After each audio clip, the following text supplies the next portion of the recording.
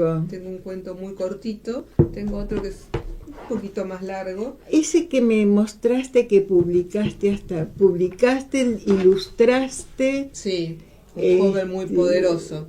Ahí está, sí. A ver. Porque este cuento, si venían nuestros invitados sobre la dislexia, claro, que hablan de los superpoderes que pueden tener los niños si no se quedan enganchados con soy disléxico, si aprovechan las otras cosas que tienen maravillosas, me hizo acordar que de este cuento que tiene que ver con una capacidad diferente. Y es un joven muy poderoso. A ver. Y empieza con el epígrafe de Harmonia Sommer que dice: la cosa, si es que lo era verdaderamente, parecía andarle por las extremidades inferiores, pues cada paso era como poner el pie en un cepo que se reproduce. Pero con la ventaja de estar libre, un poquito más fuerte. Pero con la ventaja de estar libre aún de la mitad del cuerpo hacia arriba, contando con los brazos para manejarse y el cerebro para dirigirlos. Ese es el epígrafe. Y aparte, pero esto pertenece es de Harmonia Sommers, de Muerte por Alacrán. Ah, eso es el epígrafe. El epígrafe, y esto es en realidad lo que disparó el cuento. Ok. Entonces el cuento dice: a Nahuel era un adolescente, uno como tantos otros, con sus inseguridades, su risa sin sentido, su falta de higiene, su holgazanería, sus tristezas. Vivía como muchos de ellos con su familia, esos seres amorosos que lo amaban y a la vez lo ataban y sumergían en el negro mundo de los adolescentes típicos, porque para pertenecer a esta sociedad había que seguir los lineamientos que las normas sociales le imponían a cada edad. Pero Nahuel era un adolescente atípico. Ya de niño había descubierto que era un ser limitado. Su madre se lo repetía constantemente, sus hermanos y maestros también. Ellos le decían con mucho amor: vos no podés hacer esto, tampoco aquello. Esas cosas no son para vos. Él creía en esos dichos. Después de todo se lo decía a su amada familia, quienes deseaban que él fuera feliz. Él era Nahuel, el que no podía caminar, el limitado. Un día tuvo un sueño muy intenso. Soñó que no podía mover sus pies porque tenía en ellos 2 baldes llenos de hormigón. Eran muy pesados. Pero a él eso no le importaba, porque sus brazos y manos se movían ágilmente como si fueran alas a las que el cerebro dirigía para que tratara de volar. Se movía lentamente, disfrutando cada movimiento. Era un buen comandante. Había logrado, a pesar de tener sus pies hundidos en el concreto, que su cuerpo delgado se despegara del piso. Parecía que flotaba sobre el aire cálido y agradable de la primavera. Se sentía muy feliz. Si bien volaba muy alto, podía ver los techos de los edificios, la terraza de su escuela, la canchita de fútbol y el hermoso parque arbolado que se extendía hasta la orilla del río. A pesar de la altura, podía divisar las pequeñas cabezas de sus familiares, amigos, de aquellos hombres y mujeres que se desplazaban por las calles. Los veía grises, diminutos, uniformes, como soldaditos de plomo que habían perdido alguna batalla de una guerra prolongada, quizás la de la vida.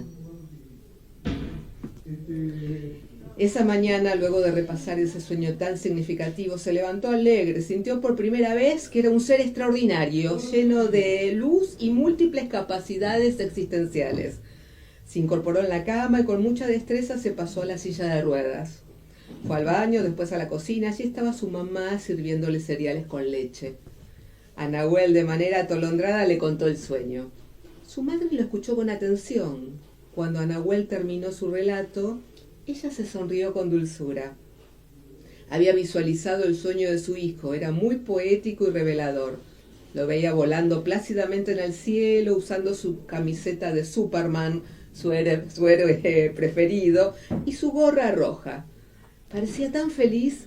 Era como si los recipientes que cubrían sus pies hubieran sido propulsados por algún combustible ligero que desplazaban a quien los usase hacia el espacio. Nahuel era un chico especial, pero no de una manera limitante como todos le decían. Al contrario, sus atributos eran diferentes, no estereotipados. Él era único, como cada uno de los seres humanos. Su mamá pensó que quizás lo había sobreprotegido. El exceso de cuidado y un amor medio asfixiante habían impedido el despliegue de su hijo. Ese sueño era maravilloso, le permitió a Nahuel darse cuenta de que podía llegar a hacer todo lo que se propusiera. Los límites que le impedían hacerlo eran mentales e impuestos por otros, y él, como los amaba y valoraba, había aceptado sus mandatos sin cuestionárselos. Pero ahora se creía invencible, fuerte, seguro. Era el momento para arriesgarse a hacer cosas nuevas. Las alas que el inconsciente le había mostrado iban a ser el sostén que necesitaba para animarse a vivir nuevas experiencias. Sentía por primera vez en su vida que estaba en condiciones de trascender sus imposibilidades y acercarse a sus deseos, que no eran otros que los de casi todos los jóvenes de su edad: divertirse, jugar, enamorarse, ayudar a la gente a abandonar prejuicios y agresiones, crear un nuevo estilo de vida más libre y bondadoso. Esa noche Leandro, su mejor amigo, cumplía años. Lo había invitado a su fiesta. Iban a ir algunos compañeros y compañeras del colegio y del club. Nahuel estaba muy contento. Le pidió a su mamá que lo llevara a casa de Lea. Una vez en la casa de su amigo, Nahuel se ubicó en un rincón, al lado de Sara, su amiga de siempre. La música sonaba fuerte. La banda de sus amigos, los Atolondrados, estaba tocando las canciones que les gustaban a todos. Sara y Nahuel hablaban animadamente de la escuela, de música, libros y proyectos futuros. Los dos tenían muchos sueños y esperaban poder convertirlos en realidad. Entonces él, muy animado por la charla y todavía sintiéndose un superhéroe, sacó de su bolsillo trasero del pantalón una hoja de papel doblada en 8. Era un dibujo. Lentamente desplegó la hoja y le mostró a Sara la ilustración, mientras le contaba que era un fan de las historietas japonesas, del manga. Sara, muy entusiasmada, le dijo que ella también le gustaban esas historias. Entonces ambos se sumergieron en las aventuras de sus personajes favoritos. Se aislaron del resto de los invitados.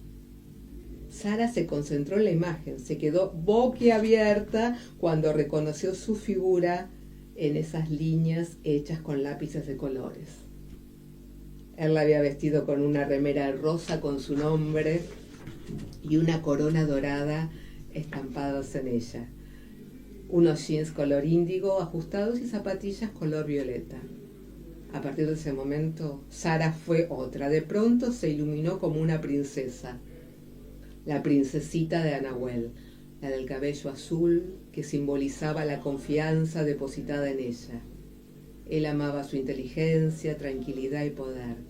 Se sentía enamorado y deseaba con toda su alma que Sara pudiera apreciar sus superpoderes, que lo viera más allá de sus supuestas limitaciones.